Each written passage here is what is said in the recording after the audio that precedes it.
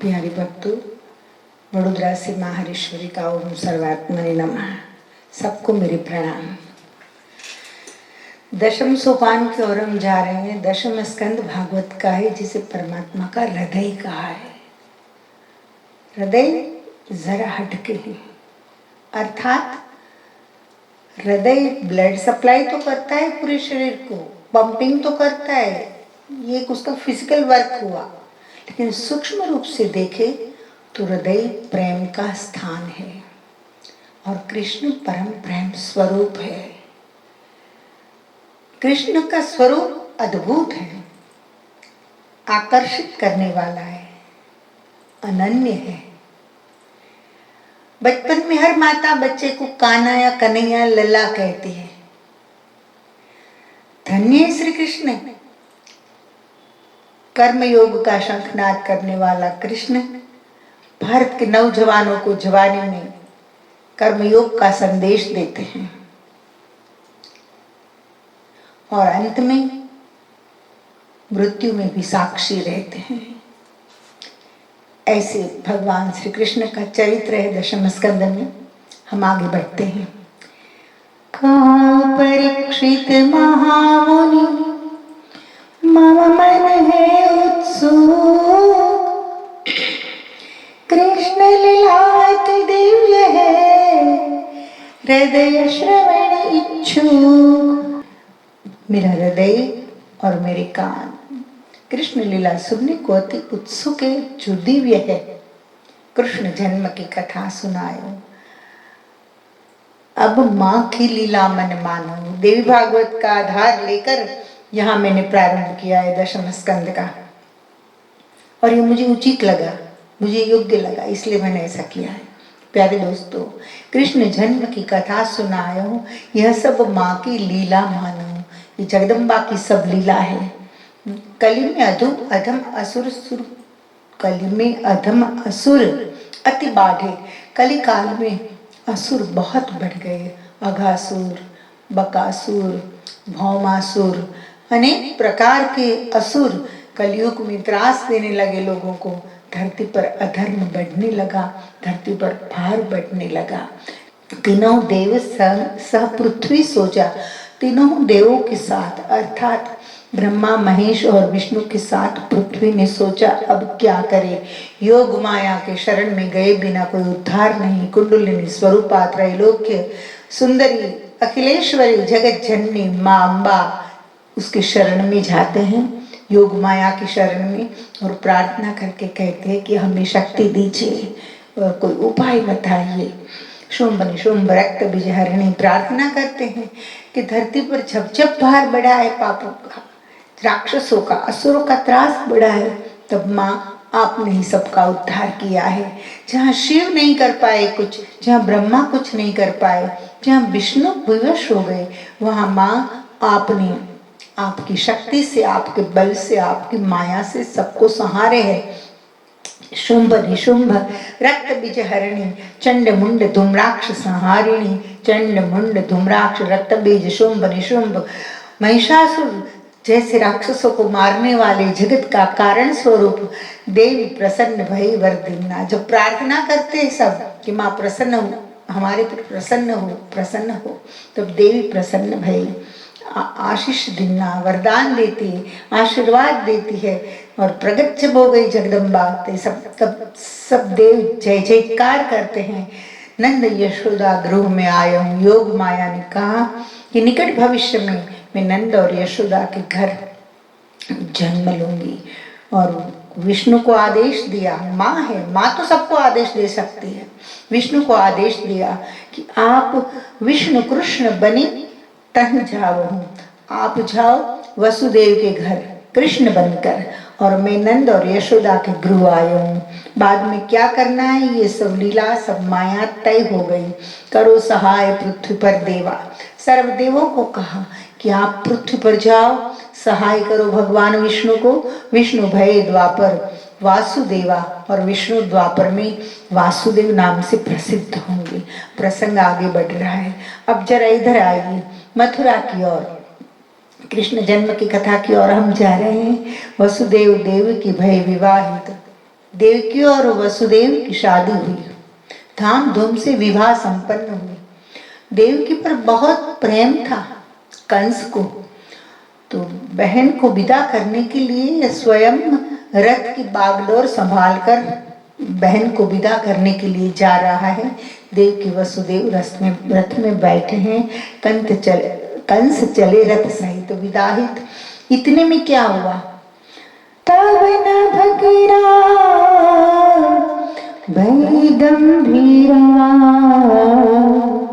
सुनी भय कंस की वीरा अधीरा। जैसे ही रथ आगे बढ़ा तो आकाशवाणी हुई, गंभीर आकाशवाणी सुनकर कंस कांप गया, भयभीत हो गया, अधीर हो गया।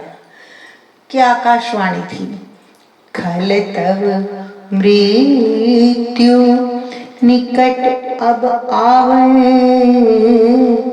देवकी अष्टम सुत तो ही मारे। हे खल, तेरी मृत्यु अब निकट आई है, सावधान हो जा। तू जिसे इतने प्रेम से विदा देने जा रहा है, उसकी देवकी का ही 8वां पुत्र तेरा वध करेगा। कंस भयभीत हो गया। कृष्ण कथा सबने बहुवर्ण, वैसे तो कृष्ण कथा अनेक संतों ने, साधुओं ने, ऋषियों ने, मुनियों ने, विद्वानों ने अनेक प्रकार से वर्णन किए, लेकिन मैं संक्षेप में जा रही हूँ। सुजन समाज लहु सब जानी, कंस भय क्रोधित सुनि बानी। कंस क्रोधित हो गया आकाशवाणी सुनकर। पहले भयभीत हुआ, फिर क्रोधित हुआ। किस पर क्रोधित हुआ? कमजोर को बलवान है वो दबाता है, ये परंपरा एक चली आ रही है। तो भयभीत पहले हो गया आकाशवाणी सुनकर, फिर क्रोधित हो गया। देखो दुष्ट की रीत कैसी है, कैसी होती है। दुर्जन का विचारशैली दुर्जन की कैसी होती है। दुष्ट किसे कहते हैं? करत अकारण बैर करे कल में पल में बहु प्रीति। करत अकारण बैर करे पल में बहु प्रीति। उसके स्थिर मन की स्थिति स्थिर नहीं होती है, अकारण बैर करता है और पल में प्रीति करने लगता है। सोचो, बहन पर प्रेम खूब था और बोले मैं खुद विदा करूंगा, खुद रथ चलाकर जा रहा है, और जैसे देवकी की 8वीं संतान तेरा वध करेगी ऐसी आकाशवाणी सुनी तो पहले भयभीत हुआ और फिर क्रोधित हो गया देवकी के ऊपर। सिर्फ प्रेम इतना है तो वहां मर मिटने तक का तो स्वाभाविक है, प्रेम में फना होना तो स्वाभाविक है। उसका बहन पर सच्चा प्रेम होता तो कहता कि देखी जाएगी समय आने पर, लेकिन दिखावे का प्रेम होता है, ऊपर ऊपर का प्रेम होता है, सुपरफिशियल ऊपरी स्तर का होता है, और एक गहरा होता है। यहाँ ऊपरी स्तर का था, गहराई में तो मैं अहंकार ही था। दोस्तों, कंस क्रोधित भया किस पर? देवकी पर। उसने तलवार खींची उसने, देवकी का वध ही कर दो। देवकी और वसुदेव जो बचेंगे तो उनका पुत्र होगा और मुझे मारेगा, बचेंगे ही नहीं तो मैं अमर हो जाऊंगा। क्रोध करके तलवार खींचता है। तब वसुदेव जी बड़े विनय की विवेक के साथ उसे कहता है कि महाराज एक बात सुनिए, आपको आकाशवाणी में ऐसा कहा गया है कि देवकी की 8वीं संतान आपको मारेगी। देवकी के द्वारा तो आपका वध है नहीं, तो अभी अभी सिंदूर पुरा है जिसके सेंथे में, और अभी अभी हाथ में मेहंदी लगी और आप विदाई कर रहे हो। नवपरिणीत बहन को मारना ये तो उचित नहीं है, उसको मत मारिए, थोड़ा सोचिए। और हाँ, ऐसा होगा तो जितने पुत्र हमें होंगे हम आपको जन्म के साथ ही समर्पित कर देंगे, फिर तो कोई चिंता नहीं। कंस ने सोचा बात भी ठीक है, लेकिन कंस ने दोनों को मथुरा की जेल में कैद कर दिए। भय जिसमें बहुत होता है ना, वो भयभीत आदमी सोचता है कि कोई मुझ पर हमला करे उसके पहले मैं उसे खत्म कर दूं, और भय के कारण कभी अत्याचार लोग बढ़ाते हैं। कैद कर दिए देवकी वसुदेव को, अत्याचार बढ़ रहा है, प्रजा पर भी अत्याचार बढ़ रहा है। कंस के दरबार में, कंस के राज्य में कोई सुखी नहीं है।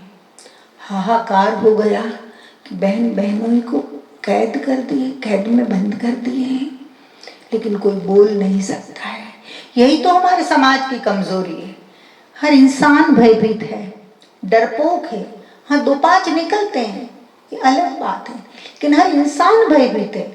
सबको होता है कि हम क्यों बोले, सत्ताधीश के सामने हम बोलेंगे तो हमको मार देंगे, तो हमको कैद कर देंगे, तो ये कलम वो कलम सारी कलम लगाकर फिट कर देंगे, तो फिर हमारे बीबी बच्चों का क्या होगा। वास्तविकता है, ये बात भी सही है, इसलिए कोई बोलता नहीं है। जब फना का फन नहीं सीखेगी दुनिया, सत्य के लिए फना हो जाने की कला दुनिया नहीं सीखेगी। हमारे नौजवान जब तक आदर्श नहीं बनाएंगे हमारे महापुरुषों को, महाराणा प्रताप, पृथ्वीराज चौहान जैसों को, भगत सिंह जैसे को आदर्श जब तक नहीं बनाएंगे, तब तक इस देश की भी यही स्थिति है दोस्तों। सावधान, यही स्थिति है। थोड़ा फर्क, सत्ताधीश कुछ और है, अत्याचार करने वाले कुछ जुड़े हुए हैं उसमें, लेकिन सत्य कहने वाले कोई नहीं है। तो सावधान हो जाओ। भगत सिंह को आदर्श बनाने की आवश्यकता है। हर आदमी ऐसा कहता है कि भगत सिंह की जरूरत है, लेकिन धीरे से मन में होता है कि पड़ोसी के घर में भले जन्मे, हमारे घर में नहीं। दोस्तों, जहां भारत की पहचान फिल्मी हीरो से होगी, उस भारत को बचाना मुश्किल है। भारत की पहचान होनी चाहिए पुरुषों से, महाराणा प्रताप जैसे, शिवाजी महाराज जैसे, पृथ्वीराज चौहान जैसे, श्री राम जैसे, श्री लक्ष्मण जैसे वीरों के द्वारा हमारी पहचान होनी चाहिए। सावधान हो जाइए, शायद किसी को असर कर जाए मेरी वाणी। विषय की ओर हम आगे बढ़ते हैं। एक के बाद एक संतान का जन्म होता है। जैसे ही बच्चा रोता है तो पहरेगिर जेल के जो है वो कंस को समाचार देते हैं। कंस आता है, नवजात शिशु को हाथ में लेता है, अट्टहास करता है, पैर से पकड़ता है और पटक के मार डालता है। एक के बाद एक के बाद एक के बाद 6 संतान ते ही वध कीना, 6 संतानों का वध कर दिया। सप्तम संकर्षण मां कीना, और योग माया ने क्या किया, सप्तम गर्भ, 7वां गर्भ जब देवकी को रहा, तब वासुदेव जी की दूसरी पत्नी रोहिणी नंद बाबा के वहां रहती थी, तो गर्भ का संकर्षण किया। तब भी विज्ञान इतना होगा आगे। यहाँ तो पुराण की भाषा में इतना ही लिखा है कि योग माया ने 7वें गर्भ का संकर्षण किया, अर्थात गर्भ को देवकी के गर्भ में से लेकर उठाकर रोहिणी की गर्भ में स्थापित किया, और वहां 7वें पुत्र का जन्म हुआ, जिसका नाम है बलराम जी। वैसे तो राम ही नाम है, एक का नाम राम है, एक का नाम कृष्ण है, लेकिन बहुत बलशाली थे इसलिए उसका नाम बलराम रखा। कोई बलदेव कहते हैं, जनरली हम सब दाऊ जी कहते हैं। तो वहाँ बलराम जी का जन्म हुआ, गर्भ का संकर्षण हुआ, इसलिए उसका नाम शंकरषण रखा गया। बोलिए श्री शंकरषण अवतार की जय। और अब कृष्ण अवतार की बात आती है। सावधान दोस्तों, कुछ लोग तर्क करते हैं कि जिन लोगों के पास राष्ट्र के लिए प्रेम नहीं है, अन्य लोगों के जीवन के लिए कुछ करने की तैयारी नहीं है, परमात्मा में आस्था नहीं है, ऐसे लोग कहते हैं कि अगर मर ही जाने थे बच्चों को तो जन्म क्यों दिया जेल में। सावधान, मुझे भी पता है कि ऐसा तर्क नहीं करते। देव की जैसी आयरन लेडी बहुत कम पैदा होती है। देवकी ने इतना दुख क्यों झेला?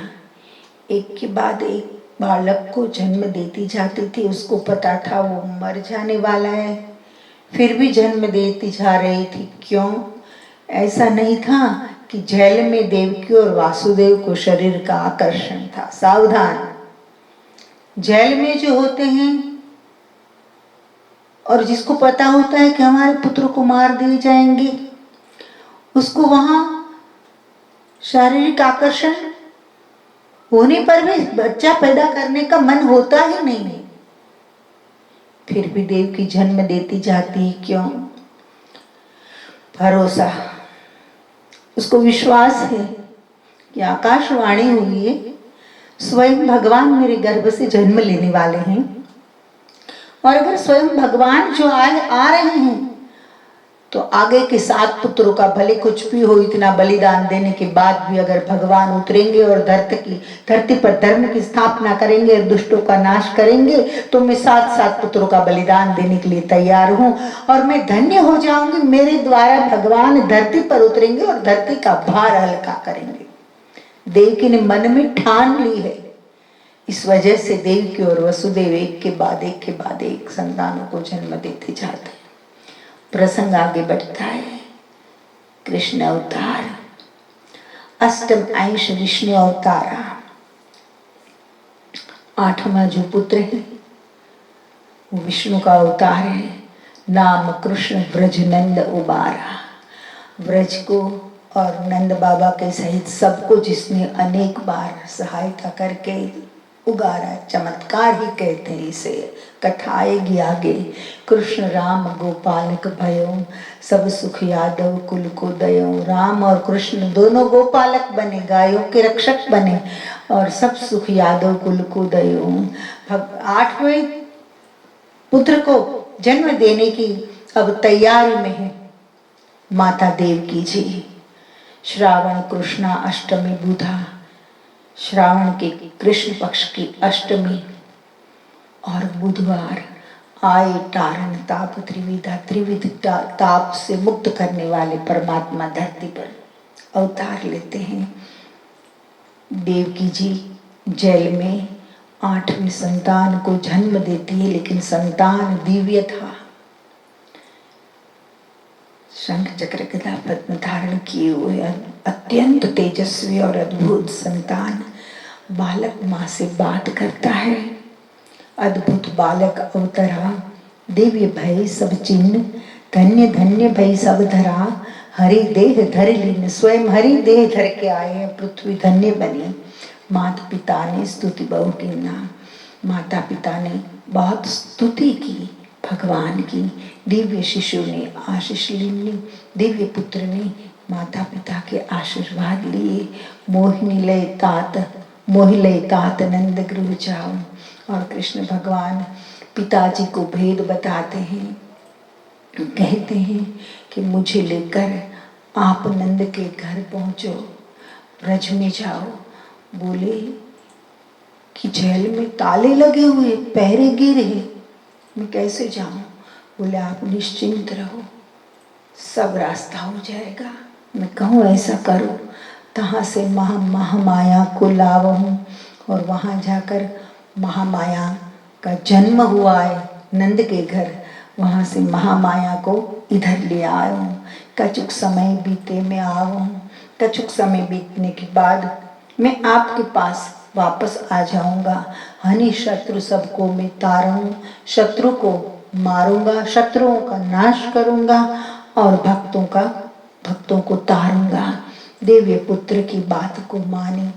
वैसे भी आकाशवाणी हुई थी और दिव्य पुत्र ने भी कुछ भेद बताया, तो उसकी बात को मानकर वसुदेव जी गुणों का धाम है, लेकिन परम विवश और व्याकुल हो गए हैं। कृष्ण की बात पर, दिव्य पुत्र की बात पर भरोसा करके एक टोकरी में कृष्ण को लेकर रात में जैसे जेल के बाहर निकलने जा रहे हैं, तो योग माया पहरेगिरों को व्याप्त हो गई, सब सो गए हैं, ताले अपने आप टूट गए और निकले हैं वासुदेव जी नंद बाबा के घर की ओर। एक और आसमान में धुआंधार बारिश हो रही है, दूसरी ओर यमुना में बाढ़ आयो है। इतनो बाढ़ क्यों आयो? आयो रे आज यमुना में बाढ़ बड़ो आयो रे, की आयो आज यमुना में बाढ़ बड़ो की आयो। बाढ़ क्यों आयो? मैंने एक संकल्पना है मेरी, एक लिखा है मैंने एक भजन में, क्यों बाढ़ आया? भगवान के दर्शन के लिए। यमुना उछल रही है प्रियतम का स्पर्श के लिए और वसुदेव जी के सर पर टोकरी है और उसमें भगवान श्री कृष्ण सोए हैं। वसुदेव जी इतने पानी यहाँ तक पहुंच गए हैं, भगवान का स्मरण करते हुए बाढ़ में आगे बढ़ रहे हैं। शक्ति संग योगेश्वर आयो, साधु संग ऋषि गण आयो। पृथ्वी पर सब आने लगे कृष्ण के दर्शन के लिए। मोर मुकुट मुरलीधारी ब्रज बिहारी आयो रे, इसलिए सब आते हैं। ब्रह्म बनी बाल कृष्ण आयो रे, ब्रह्म बनी बाल कृष्ण आयो रे। दर्शन काज का लिंदी उमटे, परसन काज पानी उमटो। तिनक तिनक तिनक तिनक सुर समाज आयो, तिनक तिनक तिनक तिनक सुर समाज आयो। मोहिनी माधव संग खेलन आयो रे, आयो रे, आयो रे। आज यमुना में बाढ़ बड़ो आयो रे। यमुना में बाढ़ आया है। एक और से ऋषि मुनि देवगण भी आते हैं पृथ्वी पर, ब्रज बाबा के घर पे, है ना, नंद बाबा के घर पे। घन घन न घन अति मेघ गरजे, छन न छन बहु बूंद गिरे। आसमान में से घन घन न घन अति मेघ गरजे, छन न छन बहु बूंद गिरे। चौर उलट पलट झपट के अनिल दश दिशी फरे। दश दिशाओं में से अनल वायु भी मंडरा रही है। बहु चमक दमकत दामिनी, आसमान में बिजली चमक रही है, भयंकर कड़ाके हो रहे हैं। बहु चमक दमकत दामिनी अरु भामिनी मन थर थरे। नारियां डर की मारी कांप रही है। कालिंदी तब उमटी शिखर से, वासुदेव जो पग धरे। दामिनी दमक रही है आसमान में और कालिंदी उमटी है वासुदेव का कृष्ण के चरण के स्पर्श करने के लिए। वसुदेव यहाँ तक पानी, भगवान अब क्या करेंगे? प्रार्थना करते, प्रभु कुछ तो रास्ता करो, बाकी बाप बेटे दोनों आज तो बह जाएंगे कालिंदी के प्रचंड प्रवाह में। तो भगवान कृष्ण ने टोकरी में से पैर लंबा किया और यमुना का स्पर्श किया। जैसे ही प्रभु का स्पर्श हुआ अपनी प्रियतम का, यमुना शांत होने लगी, जैसे कि रास्ता दे रही है। कर स्पर्श सुकोमल चरण से श्याम के भई शांत थे।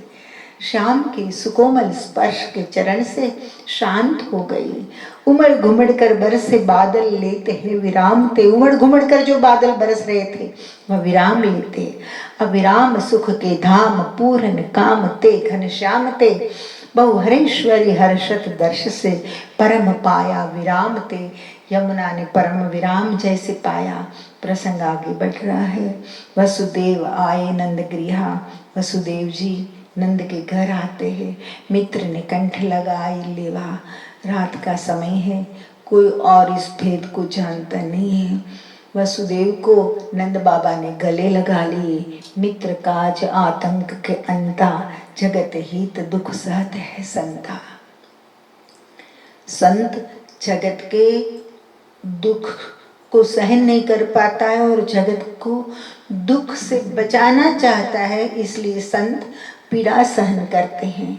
मित्र काज आतंक के अंता, मित्र के लिए और आतंक के अंत के लिए नंद बाबा ने निश्चय कर लिया है। निज पुत्री अर्पण ते कीन्हा, यशोदा की गोद में। उसी समय यशोदा को भी पुत्री का जन्म हुआ था। यशोदा की गोद में से पुत्री को लेकर वसुदेव को अर्पण करते हैं। कह दिया कंस को बता देना पुत्री का जन्म हुआ है। और मित्र के पुत्र को मतलब श्री कृष्ण को धीरे से यशोदा की गोद में सुला देते हैं।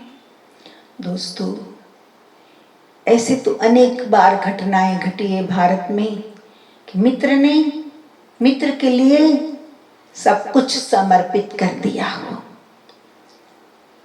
नंद बाबा के दिल पर क्या नहीं बीती होगी। सोचो, बेटी का समर्पण कर रहे हैं, पता है उसको कि बेटी को कंस मार देने वाला है, लेकिन अगर भगवान मेरे घर रहे, भगवान की मैं रक्षा कर पाऊं। भगवान का अर्थ है भग यानी शक्ति और वाहन अर्थात धारण करने वाले। शक्तियों को धारण करने वाला ये पुत्र का जन्म हुआ है, उसको मैं बड़ा करूं और आतंक का अंत लाने में मैं निमित्त बन सकता हूं, तो इससे बड़ा कोई राष्ट्र की और बड़ी कोई सेवा नहीं हो सकती। यही मेरे लिए सबसे बड़ी सेवा है। पुत्री को अर्पण कर दिया। बाप के दिल पर कुछ तो बीती होगी, लेकिन ऐसा दिल कोई विरलों के पास ही होता है। प्रेम से गोद कन्हाई लेनी, कन्हैया को प्रेम से अपनी गोद में लिया और यशोदा के पास सुला दिया। अल्प कथन में भेद बताया, समय ज़्यादा नहीं था, थोड़े में सब बता दिया। नेत्र भाव से सब समझावा, आंखों से सारी बात समझा दी। गदगदित रोमांचित भयों, गदगदित हो जाते हैं, दोनों रोमांचित हो जाते हैं। मित्र जगत हो तो अस हो, मित्र हो दुनिया में तो ऐसा हो। जगत मात निज शिष पे धारा, जगत की माता योग माया को अपने सर पे ले लिया। वसुदेव जी ने मन ही मन वंदित अपारा और मनोमन उसका वंदन किया। शीघ्र ही मथुरा वापस आए। शीघ्र ही मथुरा वापस आते हैं। यमुना जी ने तो अब मार्ग दे दिया था, चुपचाप जल में आ गए और जगदम्बा ने रोदन ठाना। जब महामाया रोने का आरंभ करती है और जैसे ही रोने की आवाज आती है तब पैरे गिर जाग जाते हैं। योग माया ने निद्रा को वापस खींच ली, पहरे गिर जाग जाते हैं और तुरंत समाचार देते हैं कंस को कि 8वीं संतान का जन्म हुआ है। अट्टहास करता हुआ कंस आता है और बच्ची को जैसे ही पैर पकड़कर पटकने के लिए जाता है, वसुदेव के दिल पर क्या नहीं गुजरी होगी। दूसरे मित्र की कन्या है, मित्र के पुत्र की रक्षा करने के लिए अपनी कन्या का जो बलिदान दे रहे हैं, तो यहाँ देवकी और वसुदेव जी को भी बहुत दुख हो रहा है। लेकिन ठीक है, इसमें भी ईश्वर की कुछ माया होगी। जैसे ही अट्टहास करके पुत्री को गोद उठा के पटकने जाता है, वैसे ही कन्या बिजली वेग से गगना, बिजली जैसे वेग से कन्या आकाश में चली गई और जाते जाते कह गई कि तेरा शत्रु तो बहुत दूर निकल गया है, तेरी ताकत है तो उसको ढूंढ लेना, अब तेरा अंत आया है। और आकाश में कन्या चली गई। मन में बहुत भय लगा, क्योंकि 8वें पुत्र मारेगा, 8वां पुत्र, ऐसी आकाशवाणी हो रही थी। लेकिन ये तो कन्या जन्मी, तो वसुदेव देवकी को तो कुछ कह सकते नहीं। कहाँ गई होगी, कहाँ छिप गया होगा ये 8वां पुत्र। कुछ भेद है, कुछ रास्ता करते हैं। मन संशय ते ही अति उपजा, भय से कछु समझा नहीं बूझा। मन में अत्यंत भय है, कुछ समझ नहीं सकता है। भय में होता है ना बंदा, तब विवेक चुक जाता है कभी कभी। क्रूर आदेश तेने दीना, क्रूर आदेश दिया। क्रूर आदेश क्या कहा आदेश में? शिशु नवजात 1 ते 10 दिन, 1 से 10 दिन के नवजात शिशु, मथुरा के आसपास के जितने गांव और देहात है वहां 1 से 10 दिन के जितने भी बच्चे पैदा हुए हो सबको कत्ल कर दो, सबको मार दो। हाहाकार हो गया। पूर्ण ग्राम ब्रज में जो होई नष्ट करो, बचे नहीं कोई। हाहाकार धरा पर भयो, धरा पर हाहाकार हो रहा है। दिक दिक दिक मथुरा जन कहो, धिक्कार है कंस को, धिक्कार है। प्रजा के हृदय में से जब बद्दुआ निकलने लगते तब सत्ताधीश का नाश होता है। सावधान दोस्तों, मात यशोदा मन हुलसाती। इधर क्या हुआ? ब्रह्म मुहूर्त हुआ और सुनंदा बुआ जैसे ही जागती है गायों को जलबल पिलाने के लिए, तो योग्य समय देखकर कन्हैया ने रोना शुरू किया कि आप जाग गए सब, किसी की नींद खराब नहीं करनी। परमात्मा शांति देते हैं तो सब शांति से सोए, तो किसी की नींद खराब नहीं होनी चाहिए। लेकिन सहजता से जब सुनंदा फैबा जागते तब कन्हैया रोना शुरू करता है। यहाँ आनंद महोत्सव मनावा। जैसे ही बच्चे की रोने की आवाज आई, सुनंदा फैबा जाती है यशोदा के कमरे में। वहां बच्चा खेल रहा है गोदी में, अत्यंत सुंदर। अरे सुनो सुनो लाला भैया, सबको जगा देती है। नंद बाबा तो जागते ही थे क्योंकि सब राज जानते थे। नंद घेरा आनंद भयो, बड़ा आनंद मचता है, बड़ी तैयारियां होती है, बड़ी तैयारियां।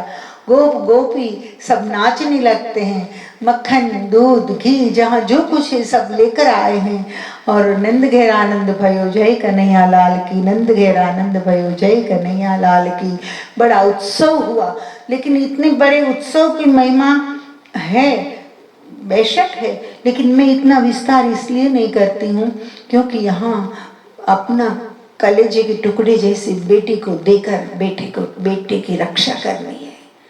तो कहीं ये जख्म जो होता है जिसके दिल में, जो दिल पर पत्थर रख सकता है वही जान सकता है और किसी को पता नहीं होता। खैर प्रसंग की ओर हम आगे बढ़ते हैं। दिन बीतने लगे, माता यशोदा बड़ी प्रसन्न है और मन में हुलसाती कन्हैया को झुलाती है। मैंने लोरियां लिखी है कुछ। मैंने कहा था ना कि ये लोरियों में हमारा कल्चर है, हमारी संस्कृति को जिंदा रखनी है। तो ये आध्यात्मिक और धार्मिक स्टोरियाँ और लोरियाँ, वार्ताएं और लोरी, इससे पूरा इतिहास बच्चा बचपन में पढ़ लेता है।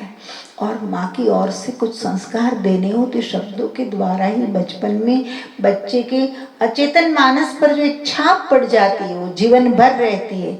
तो दोस्तों बड़ी प्यारी लोरी है, माँ यशोदा गा रही है।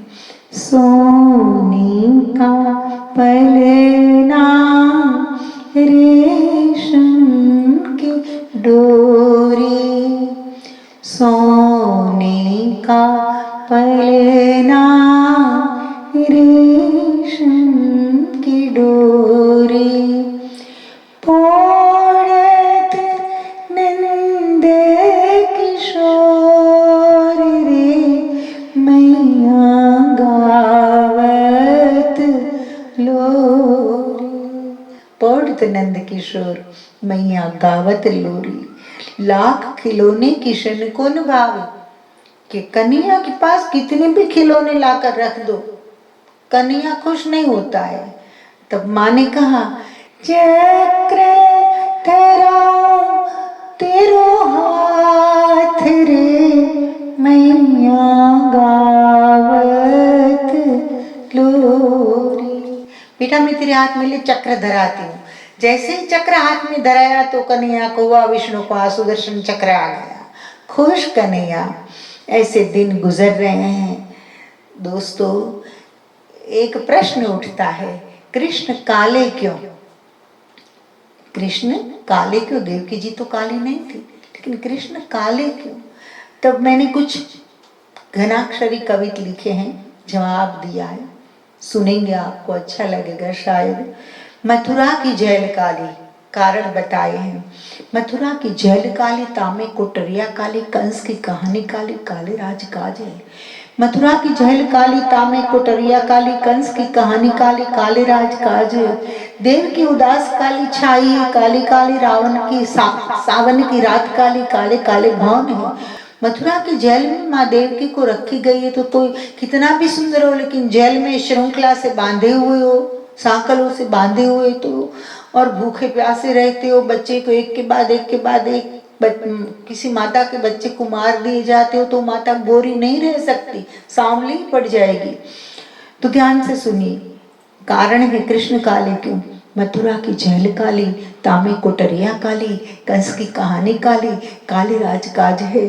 देव की उदास काली छाई है, काली काली सावन की रात काली, काले काले भवन है, पूरे भवन भी काले हैं। सावन की रात काली, देव की उदास काली है, राजा के काज काले है, कोटरिया भी काली है, कंस की कहानी काली है, मथुरा की जेल काली है। दानव के काम काले, पाप से धरा है काली, दानव के काम काले, पाप से धरा है काली, काली श्रृंखला में बंधे वसुदेव काले है, काली श्रृंखला में बंधे वसुदेव काले है। पुतना की छाती काली, पुतना की छाती काली, करने की भरनी काली, मोहिनी विधि ने कलम काली चलाए है। करने की भरनी काली, हाँ तो काली करनी थी तो उसकी भरनी भी काली ही होगी। तो मोहिनी विधि ने कलम काली चलाई है, विधाता ने काली कलम चलाई है। काले रंग रूप में प्रकट भयो कालो कान, इसी वजह से काले को कृष्ण को हुआ कि मैं अगर काला नहीं बनूंगा तो ये सारी काली माँ नष्ट कौन करेगा। तो इसलिए काले रंग रूप में प्रकट भयो कालो कान। आयु गोकुल में तो कालिंदी काली है, कृष्ण गोकुल में आए तो कालिंदी यमुना काली। आयु गोकुल में तो कालिंदी काली है, काले घन अंबर में दामिनी दमकती मानो, काले घन अंबर में दामिनी दमकती मानो, चमकती दो अखियां घन श्याम की काली है। राधा की चुनरी काली, राधा की चुनरी काली, नंद की गैयन काली। राधा जो आती है सब गोपियन के साथ तो उसकी चुनरी काली, नंद की गैया वो भी काली। गोपियन के काले कजरारे सुनैनन है, गोपियों के काले कजरारे नैन भी काले हैं। कान की लखोटी काली, मैया छोटी सी लखोटी लाकर धर देती है, क्योंकि कर्मयोग का मंत्र माँ की ओर से, यशोदा की ओर से बचपन से मिला है कृष्ण को कि गैया चरानी है, भले राजा का लड़का है।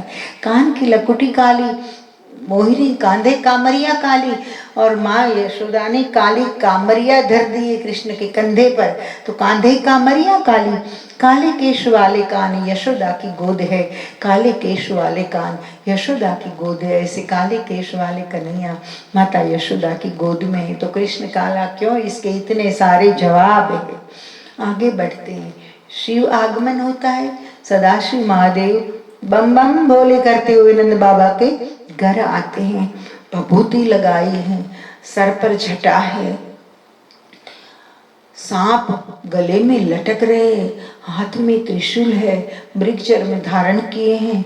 रूप तो बड़ा अजीब लगता है। शिव जी दर्शन हेतु पधारे, भोलेनाथ नंद के द्वारे। शिव रूप देखी मन जिचकाई, बम बम भोले करते हुए द्वार पर खड़े रह जाते हैं नंद बाबा के। सदाशिव महादेव जी, हर और हरि, आज दोनों का मिलन होने की घड़ी है। स्वयं हर यानी महादेव हरि का दर्शन करने के लिए पधारे हैं। शिव रूप देखी मन झिझकाई, शिव का स्वरूप देखकर माता यशोदा तो मन में झिझक गई। पहले दरवाजा बंद कर दिया, लेकिन हटे तो शिव कैसे, हटने वाले हैं नहीं। पुनी माता मन श्रद्धा आई, फिर प्रभु की प्रेरणा से माँ के मन में श्रद्धा जागी। पहले तो माँ घर में आई और कन्हैया खूब रो रहा है, तो गोपियन ने कहा कि वो जो आया है सांपधारी, जटाधारी, भभूतधारी, उसको आने से तो हमारा कन्हैया नहीं डर गया है। नहीं नहीं, देखते तो है सब कुछ भी है, साधु है, हमारे घर आए, नंद बाबा के घर से खाली हाथ कैसे जा सकते हैं। जैसे ही माँ बाहर आती है कृष्ण को लेकर, तो कृष्ण चुप हो जाते हैं, शांत हो जाते हैं, खेलने लगते हैं। हर का दर्शन करके, शिव का दर्शन देखकर मंद मंद मुस्काने लगते हैं कन्हैया। तो लगा माँ को कि ये तो बाबा बड़े सिद्ध है, बड़े चमत्कारी, मेरा कन्हैया। चुप हो गया। तो धीरे से बाबा ने कहा कि लाओ मुझे दियो, मेरी गोद में दियो कन्हैया। बोली नहीं नहीं, आपकी गोद में नहीं दूंगी भाई, काले सांप आपके गले में लटक रहे और मेरा बच्चा मैं आपको क्यों दूं? डर गया तो ऐसा नहीं होगा। माता के मन फिर थोड़ी श्रद्धा उपजी, थोड़ी झिझक भी है, थोड़ा डर भी है, और कहते हैं कि मैं आपको ऐसी भभूति, आपके बच्चे को भभूति का तिलक कर दूंगा कि कभी दुखी नहीं होगा। कृष्ण के बारे में भविष्यवाणी भागने लगे कि महान राजा होगा, राक्षसों का नाश करेगा, योगेश्वर होगा।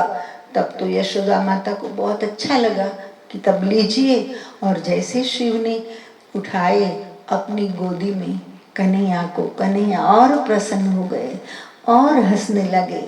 और हरिहर का मिलन देखकर 14 ब्रह्मांड मानो प्रसन्न हो रहे हैं।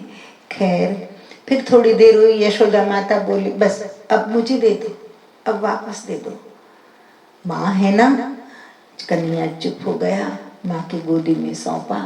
मन ही मन वंदन शिव की ना, मन ही मन वंदन करते हैं। गोद उठाई आशीष देना और फिर आशीर्वाद भी देते हैं। प्रसंग आगे बढ़ता है दोस्तों।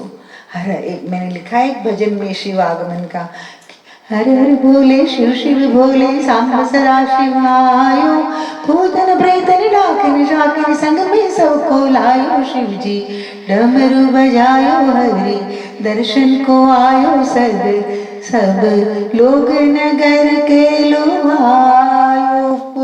नगर के लोग फिर तो लुभाने लगे। सदाशिव महादेव मनोमन वंदन करते कृष्ण को, आशीर्वाद देकर फिर निकल जाते हैं। माता यशोदा को भी संतोष होता है। और एक दिन क्या हुआ, माँ यशोदा कुछ काम कर रही है, कन्हैया सो गया है और पुतना कि गुप्त रूप से समाचार मिला है कि नंद बाबा के घर एक पुत्र भया है, लेकिन उसको मारना इतना आसान नहीं है। नंद के साथ सीधा बैर नहीं कर सकता था कंस, क्योंकि नंद की शक्ति इतनी थी। नंद बाबा के साथ में जो गोवालों का बड़ा संघ था, वो संघ इतना बड़ा था कि उस पर अत्याचार करना इतना आसान नहीं था, नंद कंस के लिए संभव नहीं था। तो भेद नीति से मारने की कोशिश करते कृष्ण को।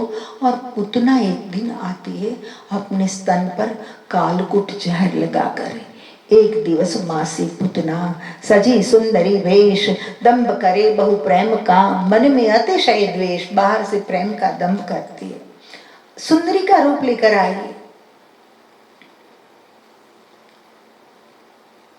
कृष्ण को मारने के हेतु से यशोदा माता कुछ काम कर रही थी, लगा उसे ये नारी कोई आई है, बहुत आभूषण पहने हैं, श्रृंगार बहुत सजे हैं, ये हमारे आसपास की तो कोई नहीं लग रही है।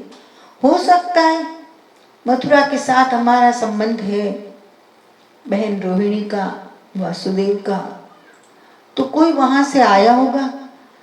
पुतना ने पूछा कन्हैया कहाँ है? बोले अंदर सोया है, मैं मेरा काम कर रही हूँ, आप जाओ उसको देखकर वापस चली आना। ठीक है। पुतना के मन में पाप है, जाती है कमरे में, श्री कृष्ण सोए हैं,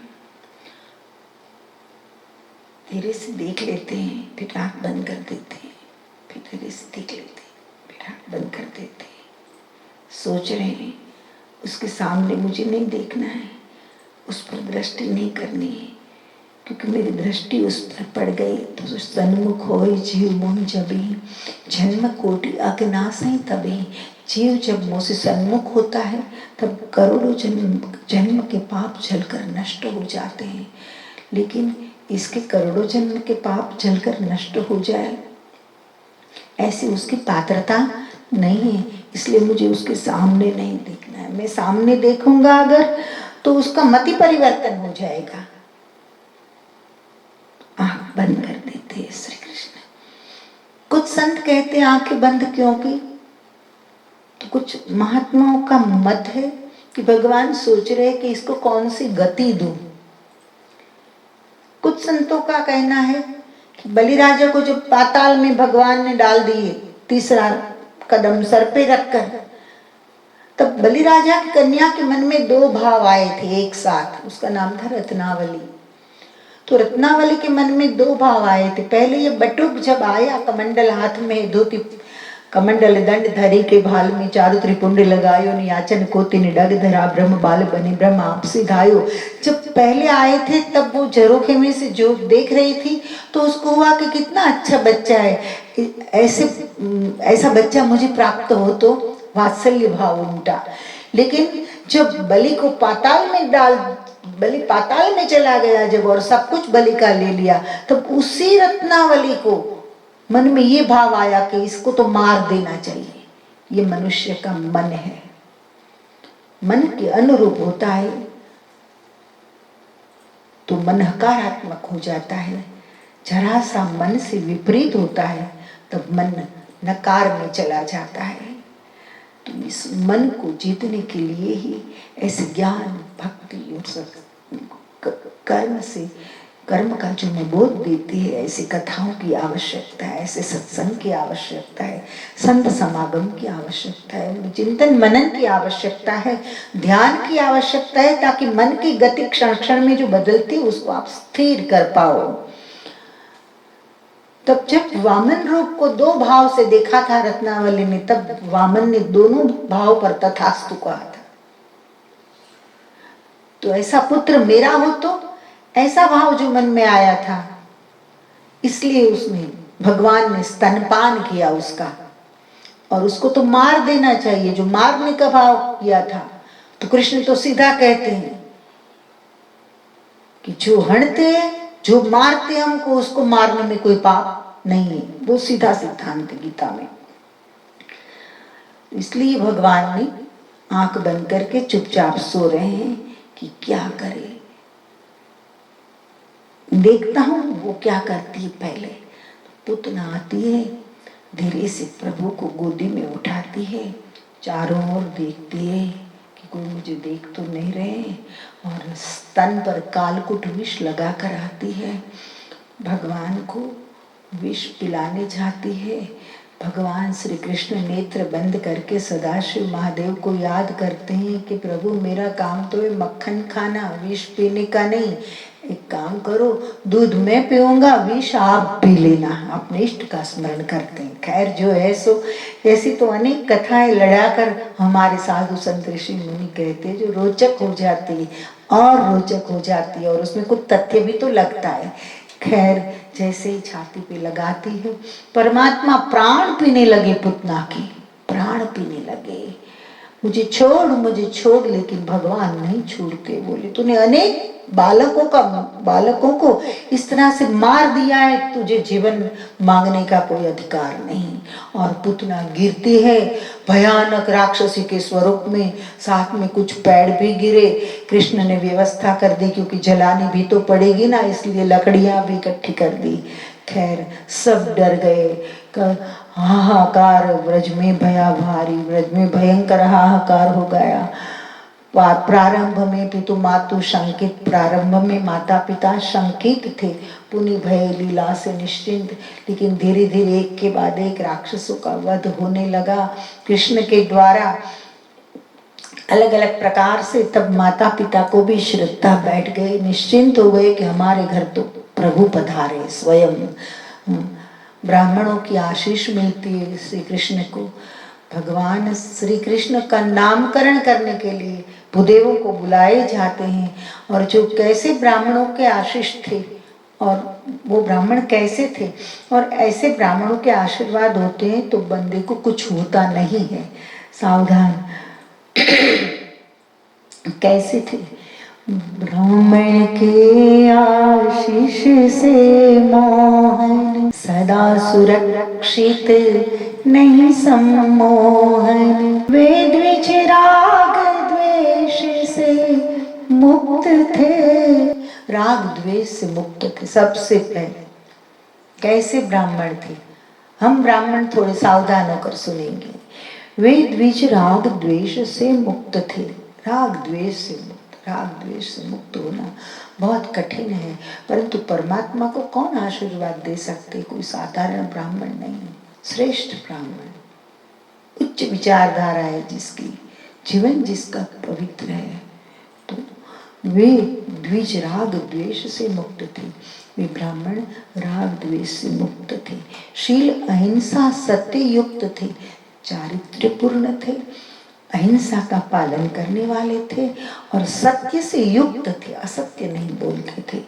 ते आशीष ही फलों सदा ही, ऐसे ब्राह्मणों के आशीष हमेशा फलते हैं। कुपात्र के निष्फल ही जाए, कुपात्र होता है उसके आशीर्वाद असफल जाते हैं। प्रसंग आगे बढ़ता है। शकटासुर और तृणावर्त के वध की कथा आती है। एक बार शकट का रूप लेकर नंद बाबा के आंगन में एक राक्षस बैठा है, बैलगाड़ी, शकट यानी बैलगाड़ी। तो शकट ऐसे ही पड़ा है, माता यशोदा काम कर रहे थे तो उससे हुआ ले ये शकट के साथ ही लाला पलना बांध दूं तो मेरी नजर के सामने भी रहेगा और मैं काम भी कर लूंगी। तो शकटासुर जैसे ही माता की नजर थोड़ी इधर उधर गई, कृष्ण को शकट के साथ उठावा, कृष्ण को शकट के साथ उठाकर आसमान में उड़ा। योगेश्वर ने प्राण फुलाए, योगेश्वर प्राण फुलाने लगे, अपने गगन से पृथ्वी पर पटकाए, इतने प्राण फुलाए कि कृष्ण का भार उठाना शकटासुर के लिए असंभव हो गया और आसमान में से गिरा धरती पर और नष्ट हुआ। कृष्ण कन्हैया लाल की जय। माता यशोदा फिर से डर गई कि नहीं कुछ न कुछ उत्पात होते ही रहते हैं, फिर माता बच्चे को नजर ना लगे, उसको तकलीफ नहीं हो, इसलिए जो कुछ भी करती है ये सब माँ कर रही है, नजर उतार रही है, गाय का पूंछ ऊपर से फिरा रही है, इस तरह से कन्हैया को सुरक्षित रखने का पूरा प्रयत्न करती है। एक बार तृणावर्त चक्रवात का रूप धर के आया और गया उठाई वात के साथ। चक्रवात का रूप लेकर तृणावर्त आया और उसको कृष्ण को उठाकर आकाश में घूमने लगा। कृष्ण ने योग से ते वध किन्ना, योग करके कृष्ण ने उसका वध किया। तृणावर्त परम पद लिन्ना, तृणावर्त ने परम पद प्राप्त किन्ना। फिर कृष्ण एक बार बच गए। अब तो सबको बड़ी श्रद्धा बैठ गई है, सबको पूरी श्रद्धा बैठ गई कि कृष्ण को कुछ होने वाला नहीं है, ये साधारण बालक नहीं है, एक दिव्य बालक है। गर्गाचार्य का आगमन होता है, प्रसंग आगे बढ़ता है। गर्गाचार्य व्रज में पधारे, राम कृष्ण दो नाम उधारे। पधारते हैं ब्रज में और दोनों बालकों को गर्गाचार्य के चरणों में सुलाते हैं। गर्गाचार्य महाराज आशीर्वाद देते हैं और कहते हैं कि बड़े पुत्र का नाम मैं राम रखता हूँ और छोटे का नाम कृष्ण रखता हूँ। दोनों बच्चों ने राम और कृष्ण नाम धारण किए। प्रभु की लीला अपरंपारा, नारद शारद पावेन पारा। नारद शारद पार नहीं पा सके, ऐसे भगवान की लीला अपरंपार है। ऐसी अपरंपार लीला का पार पा नहीं सकती हूँ, मेरी ताकत नहीं है। युग अनुसारा कहूँ संक्षेपा, युग के अनुसार मैं संक्षेप में कह रही हूँ। मैं जाना ये धर्म मम एका, ये एक ही मेरा धर्म है कि युग के अनुसार लोगों को सरलीकरण और संक्षेपीकरण करके समझाना। माखन चोरी प्रसंग एक अच्छा आ रहा है। पय दधि घृत माखन मूल्यवाना, दुष्ट मथुरा अल्प दे दामा। कृष्ण धीरे धीरे बड़े हो रहे हैं। पय यानी दूध, दधि यानी दही, घृत यानी घी और मक्खन, ये चारों चीज बहुत मूल्यवान है।